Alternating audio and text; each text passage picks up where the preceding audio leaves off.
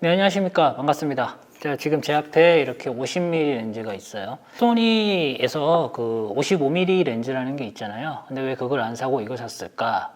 궁금해 하시는 분들이 있을까봐 말씀을 드리는데, 제가 사실 DSLR 쓸 때 그때 58mm를 썼습니다. 당시에 잠깐 쓰다가 팔았는데요.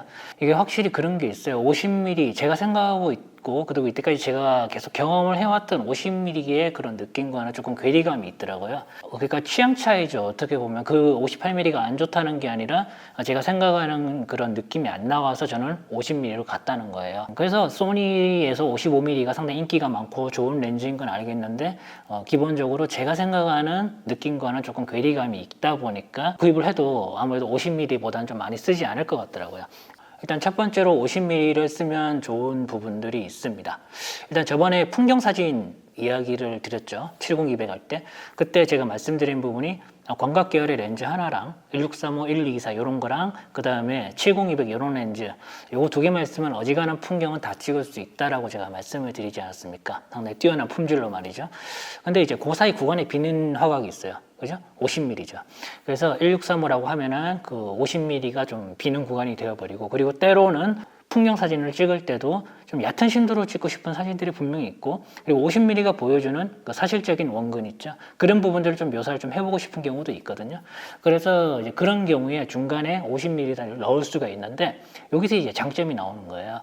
50mm가 기본적으로 짬팔 렌즈라고 해서 1.8 조리개 값을 가진 렌즈들 같은 경우는 상당히 저렴하게 나와 있어요. 그래서 이런 부분들이 좀 저렴하게 세팅을 할 수 있다는 장점이 있습니다. 그리고 이 저렴하다는 게 또 장점이 되거든요. 그러니까 사진을 이제 막 시작하시는 분들은 대부분 번들 렌즈로 시작을 하실 건데, 그 번들 렌즈로 하시다가 이제 단렌즈에 대한 욕심이 생기게 되고, 그러다 보면 좀 많은 비용을 들여가지고 단렌즈를 구입하는 경우도 있어요.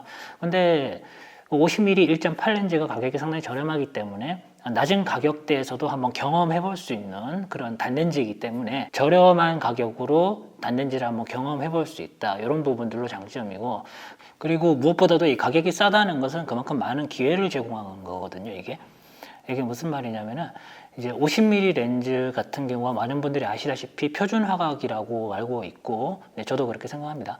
그래서 이제 표준 화각에 대한 그런 이해, 그러니까 원근이라고 그러죠. 가까운 곳과 먼 곳의 거리감.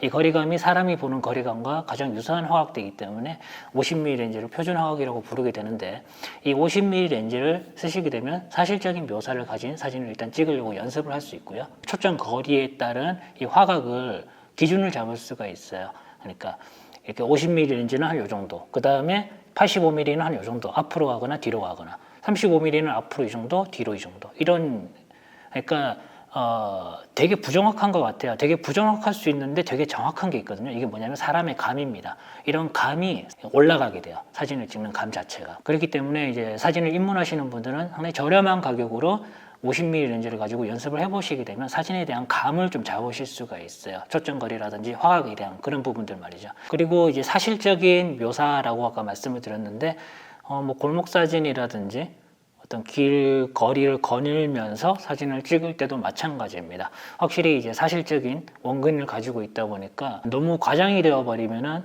내가 현장에서 보는 느낌을 그대로 가지고 싶은데 그게 잘 안 되는 경우가 있거든요. 그런데 50mm는 이제 그런 쪽으로 상당히 특화가 되어 있는 렌즈다 보니까 아무래도 사실적인 원근을 부각하는 데는 탁월한 능력을 가지고 있고, 그리고 사실적인 사진을 내가 원한다. 이때까지 내가 찍었던 사진이 사실적인 것을 중점적으로 사진을 많이 찍었다라고 하시면은 50mm 렌즈를 선택을 하셔도 후회하지 않을 겁니다. 그리고 이제 피사체에 다가갈 수 있다는 것도 장점이 되는데요. 이게 이제 85mm도 저는 개인적으로 좀 멀다라고 생각을 합니다. 그 인물 사진 같은 것을 좀 찍을 때 85mm, 뭐 70, 200 이런 렌즈들 같은 경우는 인물과 거리를 좀 많이 벌려야 돼요. 그러다 보니까 좀 목소리를 좀 크게 막 내면서 이야기를 해야 될 때도 있고 막 그러거든요. 그리고 이제 24mm, 35mm 같은 경우는 상당히 인물에게 많이 붙을 수 있고 한데, 이게 또 그 단점이 있긴 있거든요. 뭐냐면은 이제 사진을 많이 안 찍어본 대상이 사진이 찍힌다라고 하면은 그게 되게 부담이 돼요. 이게 솔직히. 그래서 이제 50mm 렌즈 같은 경우는 인물 사진을 찍을 때도 적당한 거리감을 어느 정도는 좀 유지를 하면서, 그러면서 좀 멀지도 않고 그렇다고 가깝지도 않아요. 그렇기 때문에 인물이 가지고 있는 그런 긴장감도 좀 덜하고요. 너무 멀리 떨어지지 않기 때문에 대화를 하면서 사진을 찍을 수도 있겠죠. 그리고 소소한 거리의 소품 같은 것을 찍을 때도 마찬가지입니다. 예를 들어서 길 가다가 꽃이 보인다 그러면 꽃을 배경과 좀 어우러지게 찍을 수도 있고, 그리고 요즘에 카메라의 성능이 좋잖아요. 성능이 좋다 보니까 이게 크롭을 해가지고 사진을 사용을 해도 꽃만 부각이 되는 사진을 또 찍을 수가 있게 되는 거죠. 그리고 이제 그런 경우도 있을 겁니다. 뭐 어떤 행사 사진 같은 경우에 예를 들면 뭐 회사에서 정면을 응시하고 사진을 찍는 경우 4명, 5명 정도 이렇게 다 같이 찍을 때 그때 50mm를 쓰게 되면은 상당히 좋아요. 이게 무슨 말이냐면 이제 사실적인 원근을 제가 표현한다라고 말씀을 드렸잖아요. 그러다 보니까 이제 진짜 기념사진이 되는 거고 진짜 인증사진이 되는 거죠. 그래서 그런 부분들을 표현할 때 상당히 뛰어나다라고 볼 수 있는데, 근데 이제 이렇게 행사 사진 같은 경우는 개인적으로 50mm보다는요 그냥 2470 쓰는 게 속 편합니다. 그리고 아이 사진 같은 경우도 50mm로 그 사진을 찍으시는 아빠 진사분들이 되게 많아요. 사진 자체가 되게 이쁘게 잘 나옵니다. 왜 그러냐면 성인 같은 경우는 이 전신을 찍는다라고 하면 성인은 키가 크잖아요. 그러다 보니까 이게 많이 붙지를 못하다 보니까 아무래도 배경 흐림의 효과가 상대적으로 적어요, 이게. 근데 아이 같은 경우는 이게 키가 작잖아요. 그러다 보니까 접근을 할 수 있단 말이죠. 그래서 배경 흐림 효과를 좀 극대화해서 사진을 찍을 수 있는 장점이 있기 때문에 아이 사진 찍을 때도 이렇게 아이와 놀아주면서 찍을 때도 상당히 좋은 렌즈라고 볼 수가 있습니다. 그리고 추가로 그런 경우도 있어요. 그 70-200 렌즈를 이야기하는데 어떤 분께서 이런 댓글을 다셨더라고요. 70-200을 쓰는 이유는 백통이기 때문에. 그래서 저도 개인적으로 거기에 대해서 공감을 했습니다. 50mm 렌즈도 그런 것 같습니다. 그 앙리 브레송이라는 작가가 있는데 다 아시죠? 그 작가가 정말 80-90%로 즐겨 사용했던 렌즈가 50mm 렌즈라고 말하지 않았습니까? 그죠? 그래서 그 50mm 렌즈에 대한 로망? 뭐 그런 것도 있을 거예요. 저도 개인적으로 그런 게 조금 있거든요. 왠지 모르게 그 정말 사진 거장분들께서 그렇게 활용했던 렌즈를 내가 실제로 마운트를 하고 한번 찍어보는 그런, 사실 이게 뭐 허세다 아니면은 뭐 거칠애다 뭐 이렇게 생각할 수도 있는데 이런 게 되게 중요하다라고 생각해요. 그 사람이 사진을 계속 이어나갈 수 있게 해주는 그 발판이 되기도 하고, 그리고 사진을 재밌게 찍을 수 있는 그런 원동력이 되기도 하거든요. 그래서 나쁘게만 보는 게 아니라 저는 이제 개인적으로 그런 부분들도 상당히 중요하고 긍정적으로 보고 있습니다. 어쨌든 이런 부분들도 있으니까 50mm 렌즈는 한번 생각해 보실 만한 렌즈가 아닌가 싶어요. 자, 그러면 이제 50mm 렌즈를 조금 고려를 해봐야 된다. 요건 조금 한번 생각해 봐야 되겠는데, 그런 부분들에 대해서 설명을 드리도록 하겠습니다. 좀 전에 말씀드린 이 50mm 렌즈를 써야 하는, 쓰면 좋은 이유들에 대한 부분들이 모조리 다 단점으로 될 수가 있어요. 사진에 훈련이 된다. 자, 이게 단점이 되죠. 자, 이게 무슨 말이냐면은 나는 사진을 훈련하기 싫고 그냥 좀 편하게 찍고 싶은데, 이렇게 생각하시는 분들이 있어요.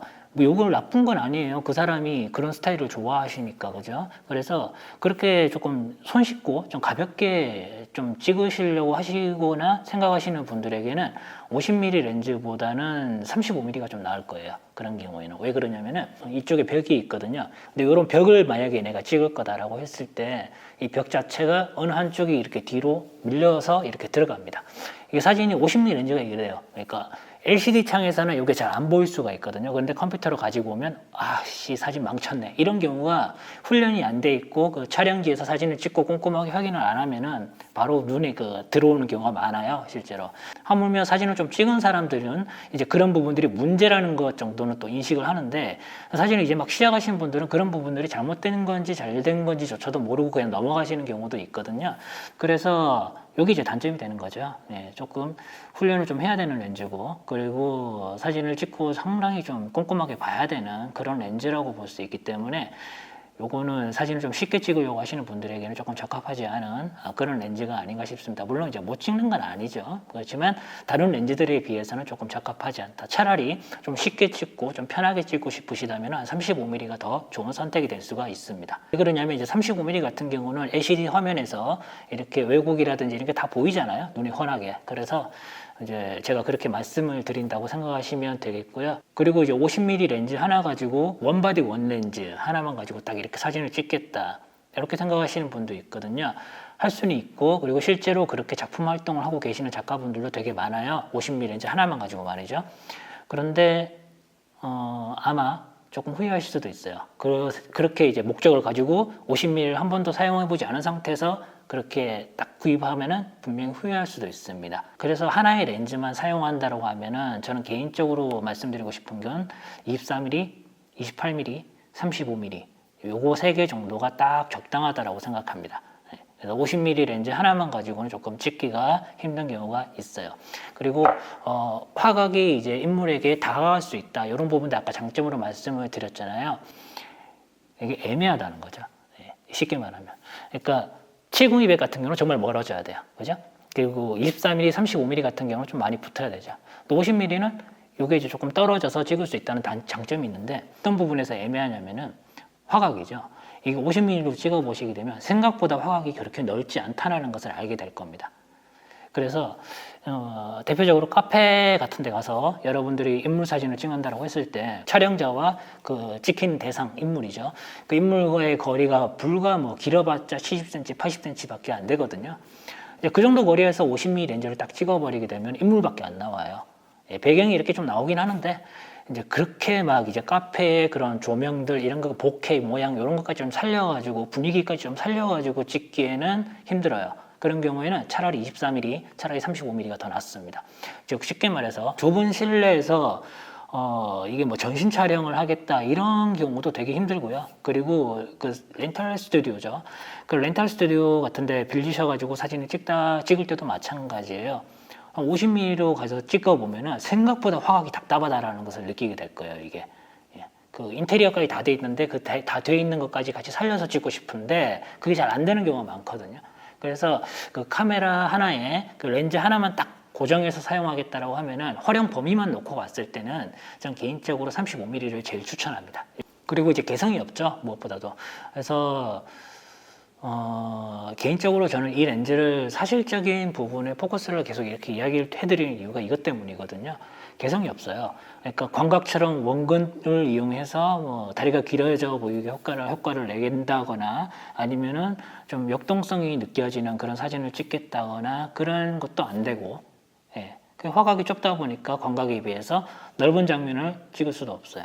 게다가 망원 렌즈처럼 배경을 압축해서 당겨오는 그런 느낌도 못 내고, 그리고 배경 흐림 자체도 망원 렌즈보다 조금 많이 떨어지죠.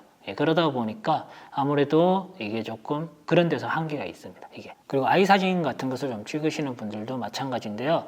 이게 이제 아까 전에 그 배경 흐림 이런 것은 아이 사진 찍을 때 상당히 뛰어난데 이제 문제가 뭐냐면은 아이가 놀고 있는 행동 자체를 방해를 할 수가 있어요. 잘못하게 되면. 뭐 사실 이렇게 아이와 호흡을 맞추면서 이렇게 좀 찍으시는 작가분들도 되게 많은데, 아빠 진사분들이죠.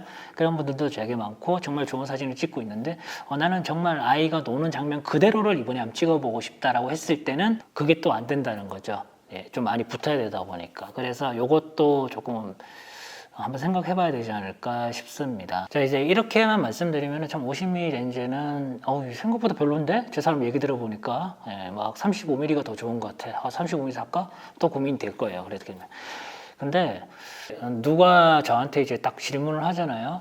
제일 좋아하는 초점거리의 렌즈가 무엇입니까? 라고 물으면 저는 고민 1초도 안 해요. 저는 50mm라고 이야기를 합니다. 그 느낌 자체가 저하고 스타일이 맞아요. 일단은.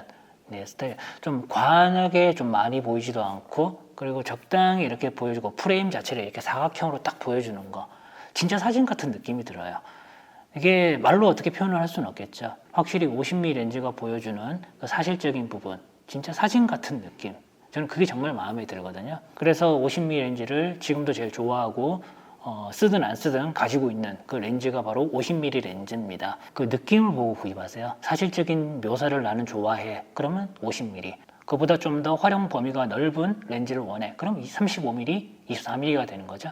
아니면 인물에 대한 집중도를 높이고 싶어. 85mm, 70, 200 이렇게 되는 거예요. 그렇기 때문에 50mm 렌즈에 대한 조금 고려해봐야 될 부분, 생각해봐야 되는 부분, 이런 부분들만 딱 보고 여러분들께서 50mm 렌즈는 좀 아닌 것 같아 라고 생각하시기보다는 각 렌즈마다 특징이 있기 때문에 50mm 렌즈를 선택하실 때는 일단은 사실적인 부분을 포커스를 두고, 그리고 나서 한번 구입을 해보세요. 저렴한 1.8 렌즈 같은 경우는 중고로 구입하면 얼마 안 하거든요. 되팔 때도 가격 차이 얼마 안 나더라고요, 그 렌즈들은. 그래서 그런 거 한번 경험을 해보시고 그 다음에 이건 내 스타일이야. 그러면 거기서 이제 상위 렌즈로 올라가는 거죠. 이런 식으로 가신다면 원하는 렌즈를 선택할 수 있지 않을까 싶습니다. 자, 오늘 여기까지 하겠습니다. 고맙습니다.